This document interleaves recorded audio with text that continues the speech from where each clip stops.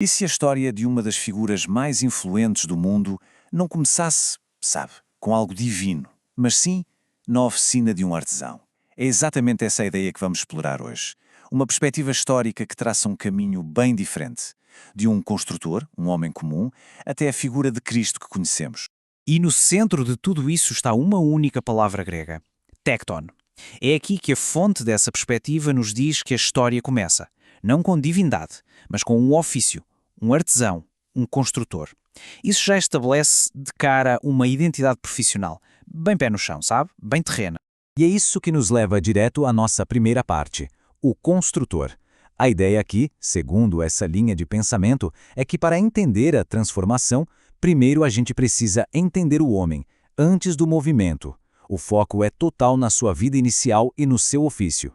Então, o ponto de partida é bem claro, bem direto. Antes de qualquer ministério religioso, a narrativa que estamos a analisar começa com um homem e o seu trabalho, um construtor da Galileia. Essa base, essa humanidade fundamental, é crucial para entender tudo o que vem depois. Mas claro, a história não para por aí. Um artesão não ficou só na sua oficina. E é aqui que as coisas dão uma virada decisiva, na nossa segunda secção, o movimento messiânico. A grande pergunta é, como é que um construtor da Galileia se torna o catalisador de um movimento que literalmente mudaria a história? Olha, esta linha do tempo aqui mostra-nos os passos que teriam sido cruciais. De acordo com esta fonte, o caminho para o ministério não foi uma linha reta. Pelo contrário, começou com ele a juntar-se ao movimento de João Batista, depois uma ruptura, um momento de decisão para seguir um caminho próprio, e finalmente, lá por volta do ano 30, o seu próprio ministério independente começa a tomar forma. Ok, mas como era este novo movimento? O que o definia?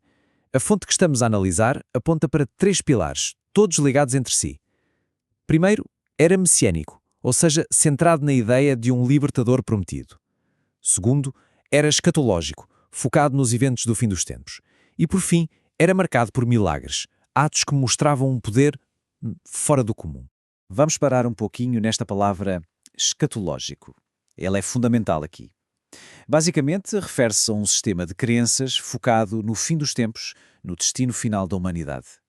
Essa ideia, essa urgência de que uma mudança cósmica estava prestes a acontecer, era uma parte central da mensagem do ministério. Só que, como sabemos, todo o movimento enfrenta enormes desafios. E a próxima secção marca um ponto de viragem, assim, absolutamente crítico na narrativa: execução e mito. É aqui que a história, segundo esta visão, faz a transição do fim de uma vida para o começo de uma lenda. E, segundo esta perspectiva, o ponto final histórico, aquele que é indiscutível da vida desta figura, é este. Foi executado sob o governo de Pôncio Pilatos. Isto é apresentado como o facto concreto, o ponto final da sua existência aqui na Terra. Pois é, e isto levanta a questão central, não é? Como é que a história continuou depois deste fim, que parecia tão definitivo? Se a vida histórica acabou ali, de onde veio todo o resto que conhecemos? E é aqui que chegamos ao argumento central desta fonte, que é apresentado quase como duas realidades paralelas. De um lado, a perspectiva estritamente histórica. Ele não ressuscitou. Do outro, o que é chamado de criação da narrativa. O mito da ressurreição é criado para que a história pudesse continuar. O que esta fonte postula é que a ressurreição não teria sido um evento real, factual, mas sim uma construção narrativa poderosíssima que surgiu depois da sua morte. E isto leva-nos direto para a nossa parte final, que acompanha a evolução desta figura, de um pregador humano para um ser divino ao longo de vários séculos, a ascensão à divindade.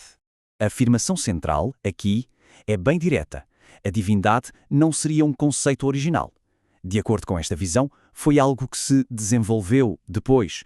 Uma ideia que cresceu e evoluiu muito, mas muito tempo depois da sua morte. Mas como é que isso teria acontecido?